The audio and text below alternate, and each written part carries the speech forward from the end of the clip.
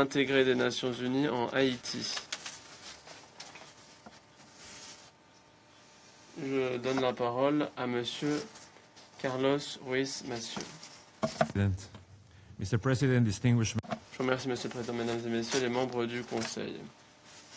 J'ai le plaisir de présenter le rapport du secrétaire général sur Haïti et de vous informer sur les événements récents dans le pays. C'est un honneur que de le faire en la présence du Premier ministre Alix Didier Fils-Aimé, et je le remercie de l'appui et du soutien qu'il accorde aux Nations Unies et notamment à la mission politique dans le pays. Sa présence souligne aussi l'engagement fort des autorités haïtiennes pour coopérer directement avec le Conseil en ce moment charnière. Je salue également la participation du représentant spécial de la FRG, mon collègue Christo Fides, dont l'arrivée récente à Haïti indique les progrès récents obtenus depuis ma dernière intervention. Je salue la désignation de Madame Daniela Crosslack à la tête du BANU. Je suis convaincu que le BINU, aux côtés du BANU et de la FRG, ont créé une relation de travail constructive et étroite à l'appui des efforts nationaux pour promouvoir la sécurité, la stabilité et la restauration des institutions démocratiques en Haïti. Monsieur le Président, lorsque j'ai informé le Conseil pour la dernière fois en janvier, j'ai souligné que Haïti entrait dans une phase décisive qui nécessitait des efforts appuyés sur les volets politiques et sécuritaires. Et cette phase a bien commencé et bien entamé. Haïti est un moment charnière. Le progrès politique et institutionnel jette les bases d'une voie crédible et qui doit s'ouvrir. Sur le volet politique, le transfert de l'autorité exécutive le 7 février au Conseil des ministres sous l'égide du Premier ministre Alix Didier Fils-Aimé garantit la continuité institutionnelle à un moment de vulnérabilité majeure. Le pacte national pour la stabilité et l'organisation des élections signé par des centaines d'organisations politiques et de la société civile a créé un cadre politique large piloté par les Haïtiens qui correspond à une volonté collective de faciliter la transition et la cohésion nationale.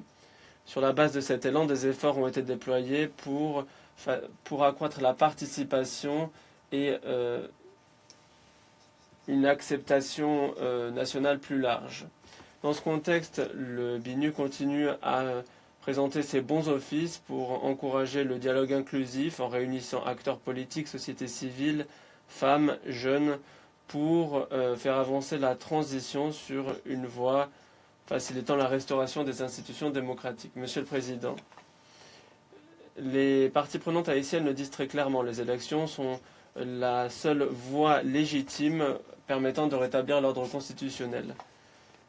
L'achèvement récent de l'enregistrement des partis politiques, première fois depuis 2016, est un jalon important. Les autorités nationales actualisent le cadre juridique électoral, étape essentielle pour traduire les engagements en mesures rapides. Par ailleurs, il y a la révision et l'approbation du budget électoral qui nécessite une attention.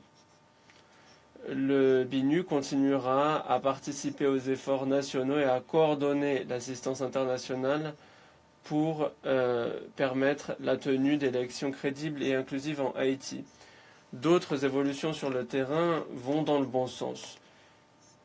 Les gains sécuritaires dans certaines zones du centre de Port-au-Prince, quoiqu'elles soient difficiles à pérenniser, montrent que des changements sont possibles.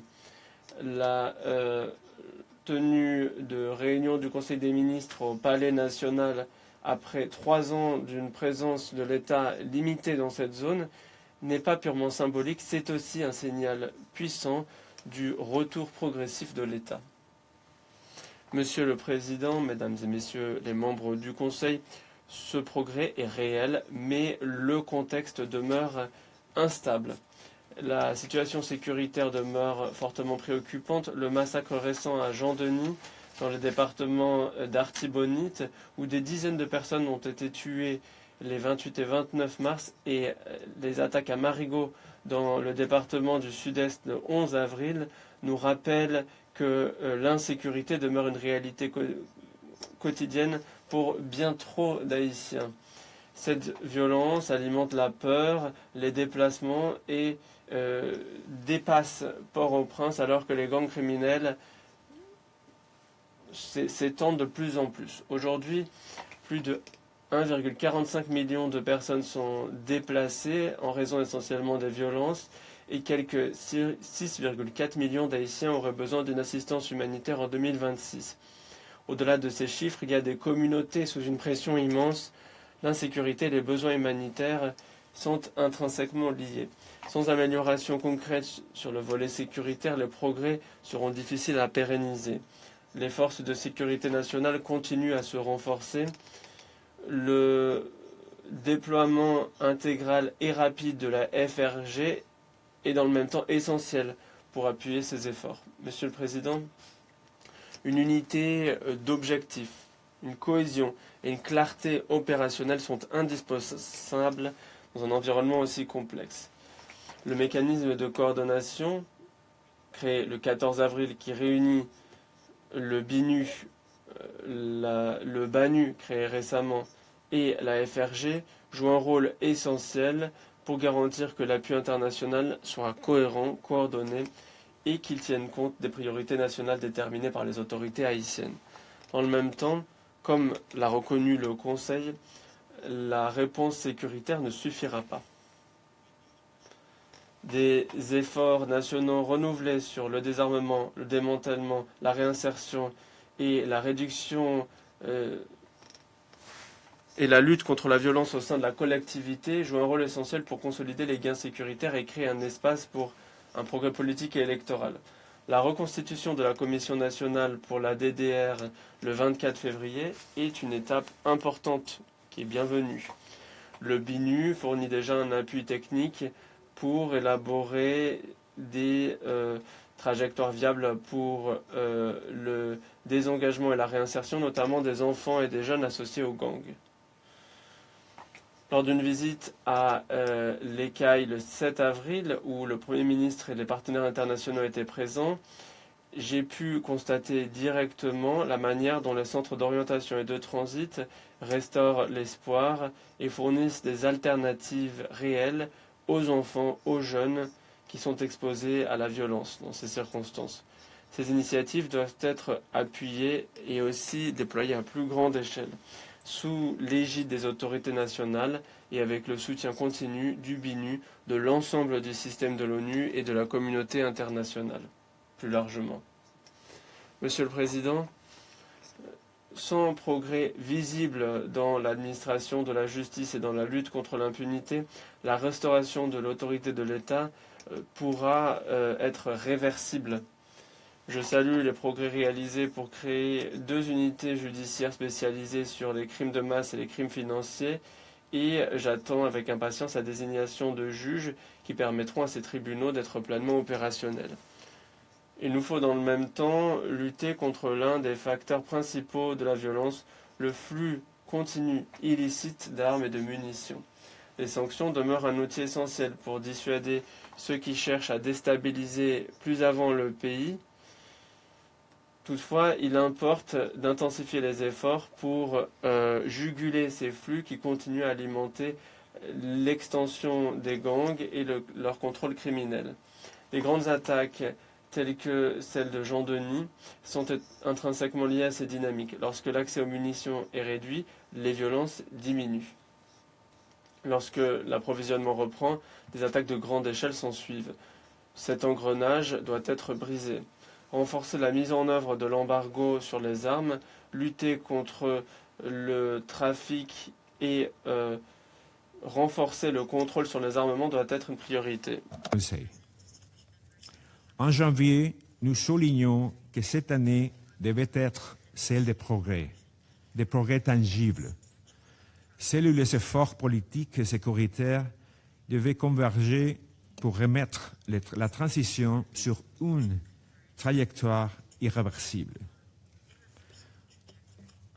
Aujourd'hui, les bases ont été établies. La continuité institutionnelle a été préservée. Un cadre politique haïtien a émergé et des progrès ont été enregistrés pour avancer vers le rétablissement des institutions démocratiques. Mais ces acquis resteront fragiles tant qu'ils ne se traduiront pas en résultats concrets pour la population, en particulier en matière de sécurité.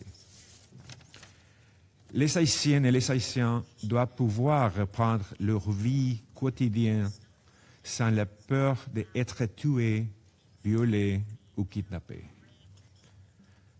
L'heure est à la responsabilité collective. Avec un engagement national soutenu et un appui international coordonné, il est possible de transformer cette phase critique en véritable tournant pour les pays. Les Nations Unies, à travers les BNU, resteront pleinement engagées aux côtés des autorités haïtiennes pour aider à convertir cette fenêtre d'opportunité en progrès tangible vers la restauration de la sécurité et le rétablissement des institutions démocratiques. L'engagement constant et uni du Conseil de sécurité et de ses membres demeure indispensable pour maintenir l'élan, assurer la cohérence de l'appui international et accompagner Haïti sur la voie d'une stabilisation durable. Comme le rappelle un proverbe haïtien, main en pile, chai palou. Je vous remercie. I thank Mr. Je remercie M. Ruiz Massieu de son intervention. Je donne la parole à M.